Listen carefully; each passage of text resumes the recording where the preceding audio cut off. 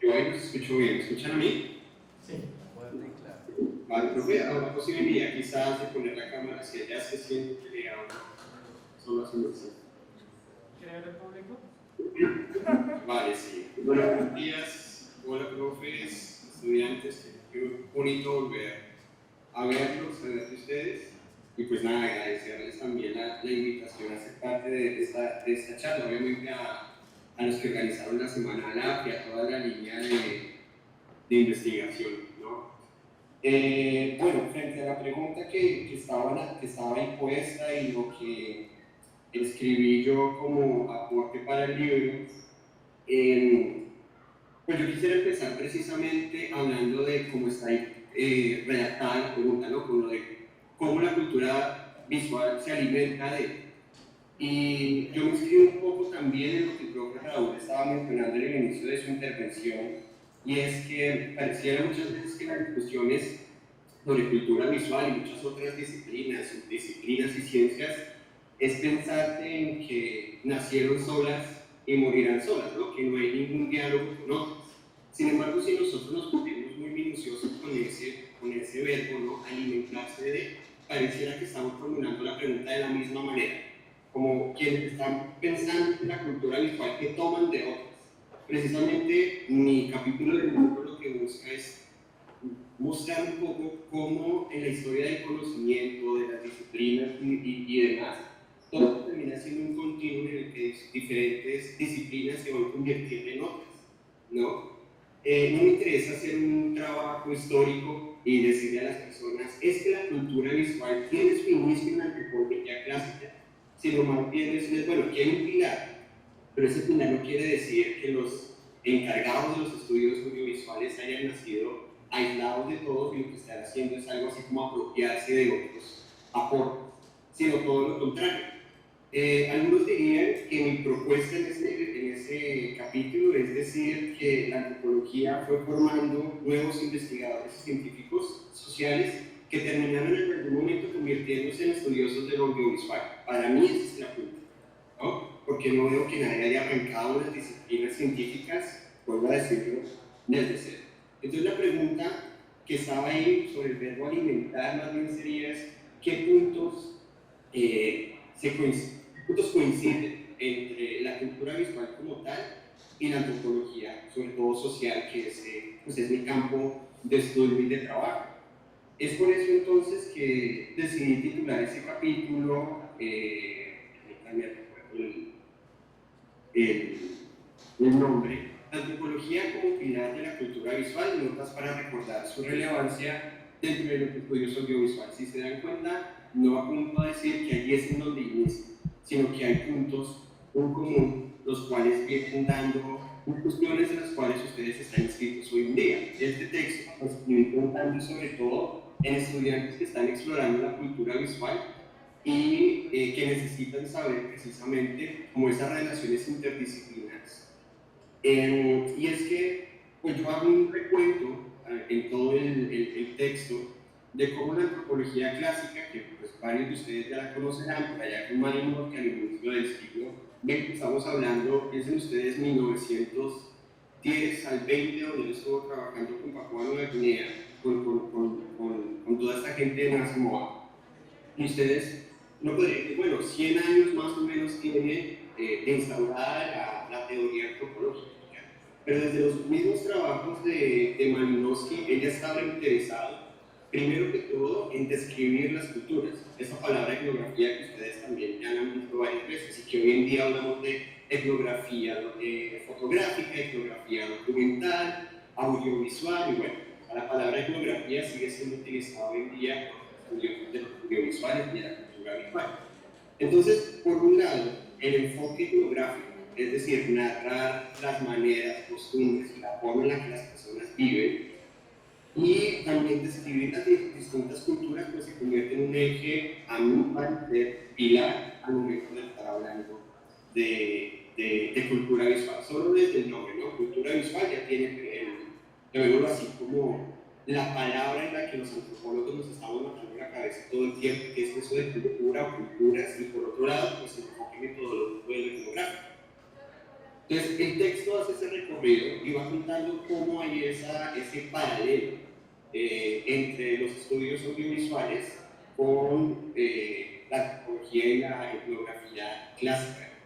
Y por ello, entonces, todo el tiempo estoy reiterando recordar trabajos como los del mismo Malinowski, donde él ya en ese famoso texto de los Argonautas del Pacífico, que es un texto por el punto de hace casi 100 años, más de 100 años, donde él ya se estaba pues, preocupando por la sexualidad, el cuerpo, el género de la tribu con el que estaba trabajando, ¿no? Y todas esas explicaciones que él estaba tratando de buscar las hacía en la manera en la que empezaba a hacer uso de aparatos tecnológicos de la época, ¿no? Fotografías, sonido y demás. Y ahí es donde empiezo a encontrar esa relevancia, ¿no? Les digo a los estudiantes o al lector del texto que el afán de la fotografía y del audiovisual para las ciencias sociales en un principio fue poder captar la realidad que se estaba evaluando, ¿no? Hacer audiovisual, hacer fotografía y hacer audio, concretamente para poder captar la manera en la que otros estaban viviendo.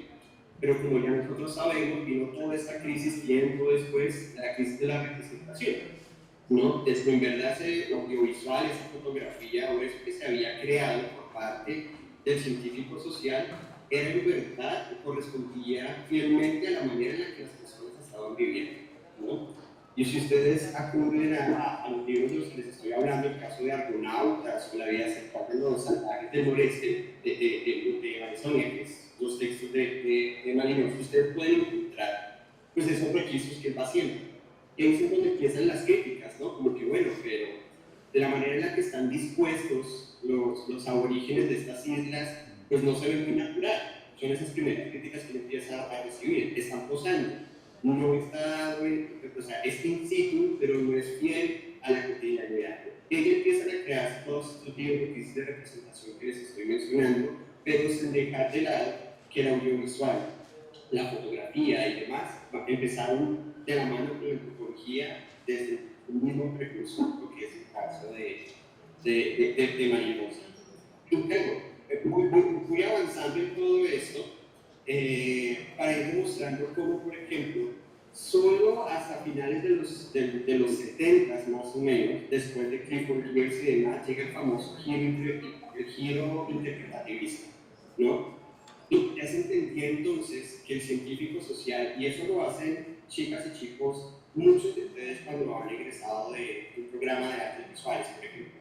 Yo he topado con varios de egresados o aquí en un doctorado en donde estoy, donde ya hay toda una línea de antropología visual y de lo visual, hay una diferencia grandísima, al igual que investigación en artes para las artes y demás, con realizadores audiovisuales, ¿no? Me he topado con muchos de ellos. Y todos estos realizadores audiovisuales parecían en cierto momento desconocer que están haciendo etnografía. Entonces vienen esas discusiones. Yo estoy documentando la realidad, no estoy etnografiando. Y esas diferencias técnicas y también, por qué no decirlo, metodológicas. Cuando yo estoy documentando la realidad de las personas, esa realidad con un tipo de pregunta grandísimo, y cuando estoy etnografiando, cuando estoy representando una cultura y cuando estoy pues simplemente narrando una cultura a través de mi fotografía, a través de mi corto video, a través de... Y solo hacia los años 70, con este giro de interpretación en interpretivista, llega precisamente, chicos, algo que a mi parecer es de gran alimento y de gran insumo para la cultura visual. Y es entender que no es solo el científico social que llega a transcribir la vida de los demás, el que es poseedor de la imagen, sino que las mismas personas se encargan de estar creando todo el tiempo símbolos.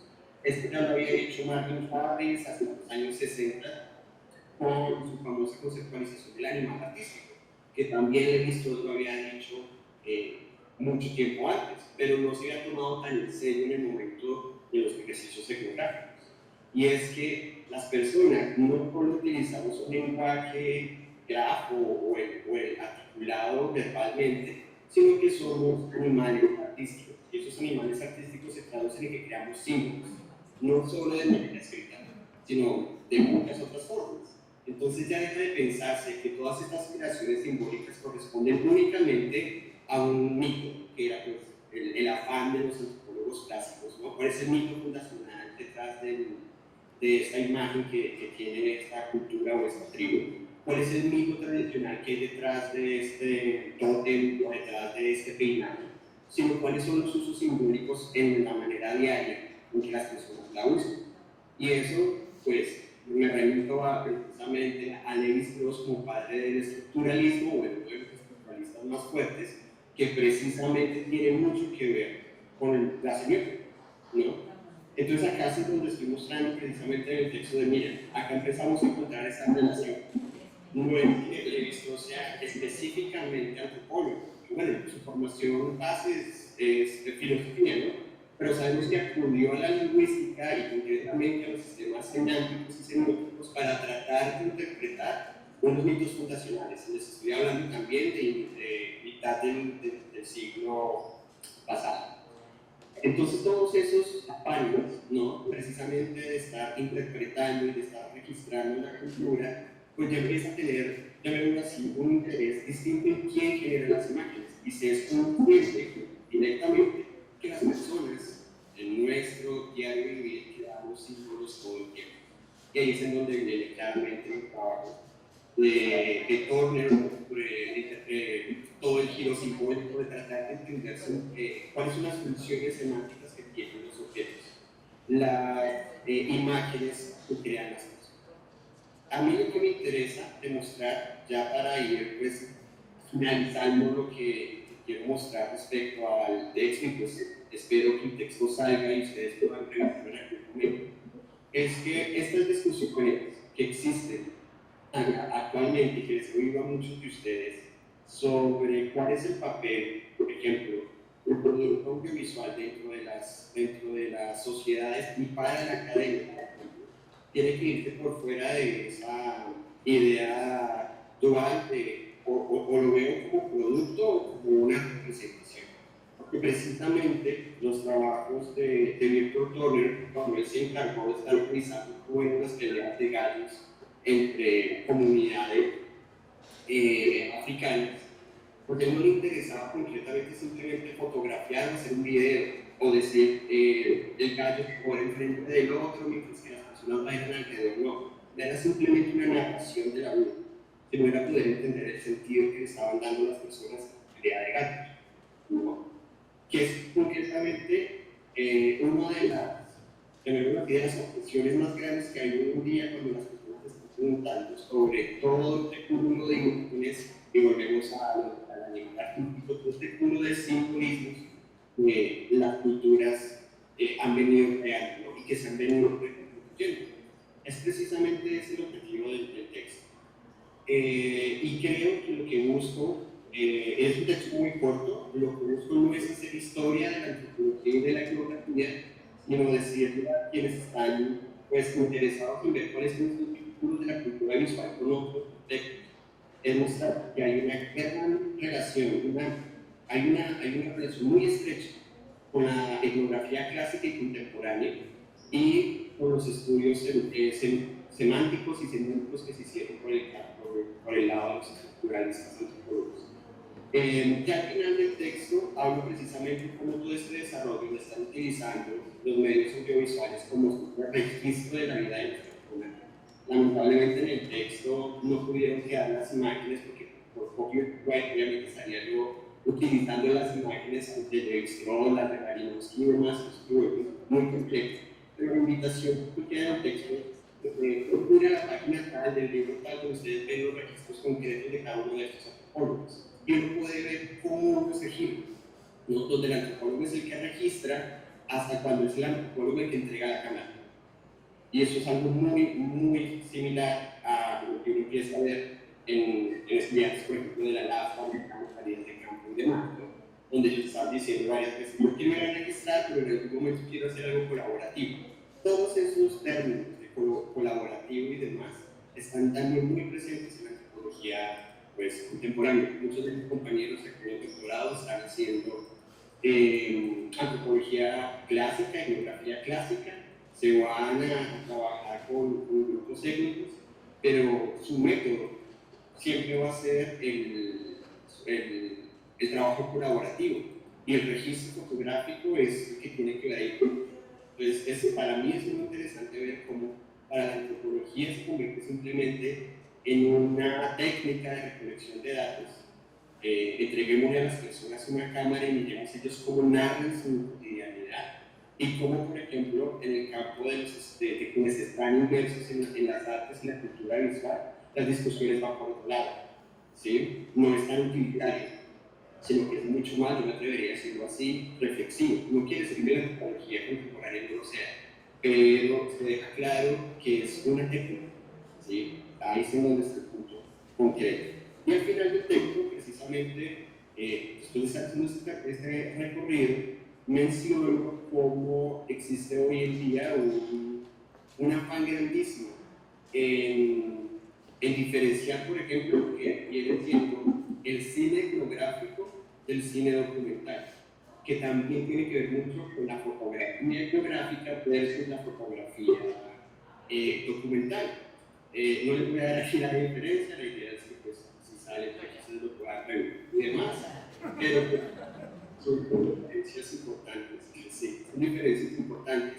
Y la idea es detonar en los estudiantes, en quienes estén viendo esto, decir, oiga, ¿será que yo estoy haciendo etnografía cuando me voy con mi cámara a hacer trabajo comunitario?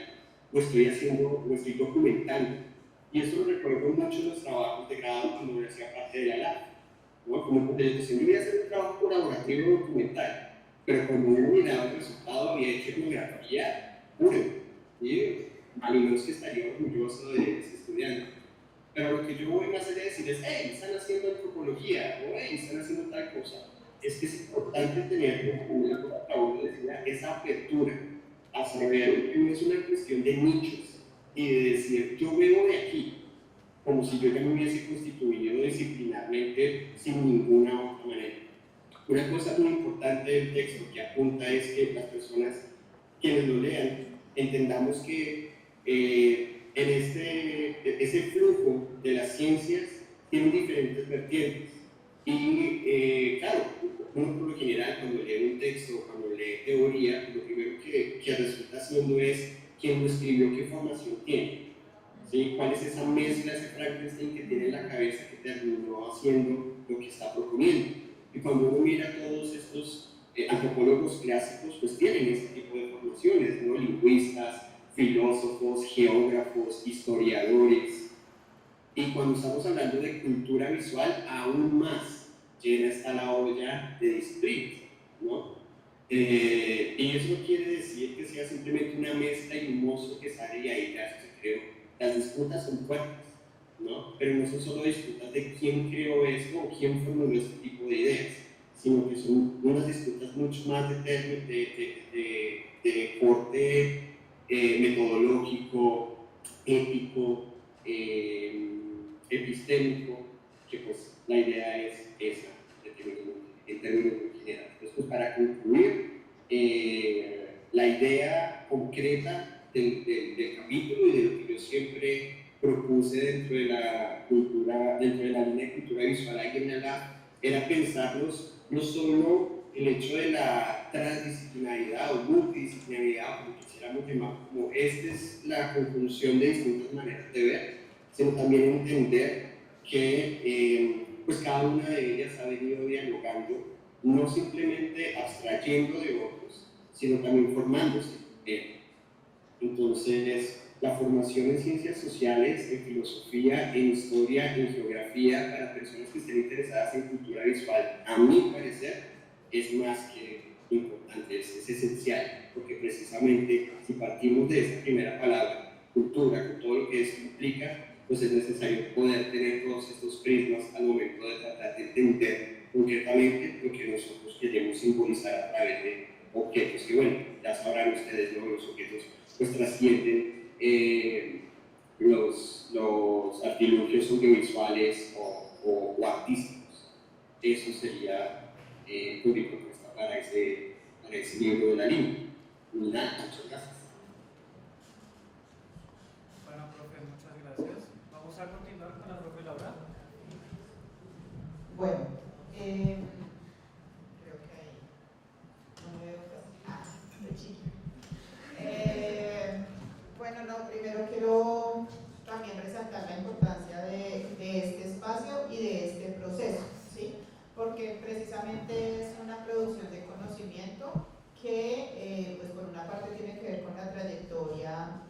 investigativa, la vida, en fin, ¿cierto? Pero también es lo que ha surgido de ser precisamente profesora de artes visuales acá, ¿sí? Entonces, mi texto lo siento muy producto de los espacios académicos que he tenido a cargo acá en la licenciatura. Precisamente a partir de una inquietud, como de una preocupación, que sé que varias de ustedes recuerdan, que he insistido mucho en qué es un contexto, ¿sí? Y cómo se lee un contexto, y cuando veo que se leen un poquito es porque he sido como cansona con ese tema, porque siento que damos por sentada la palabra, ¿sí? Como que decimos contexto, realidad, situación social, y como que naturalizamos que sabemos de un contexto. Y a mí lo que me parece es que no es tan fácil, ¿cierto? Y que precisamente ahí está nuestra posibilidad de generar saber para transformar, para cambiar. Entonces todo este documento es una búsqueda sobre qué es un contexto, cómo se lee un contexto, qué papel tiene lo visual, ¿cierto? No solo las imágenes, sino lo visual, la visualidad en esa lectura del contexto, y cómo se transforma, qué posibilidades hay de transformación a partir de ser como muy minucioso y riguroso en esa lectura del contexto. Y claro, esto es de otra noción clave, que es el cuerpo situado, ¿no? Cómo estamos precisamente en contextos es desde ser cuerpos situados. Entonces quería leer cómo está esta cita que tengo acá de Didi Huberman, que dice: para saber hay que tomar posición, lo cual supone moverse y asumir constantemente la responsabilidad de tal movimiento. A mí me interesa mucho esa parte inicial que dice: para saber hay que tomar posición, ¿sí?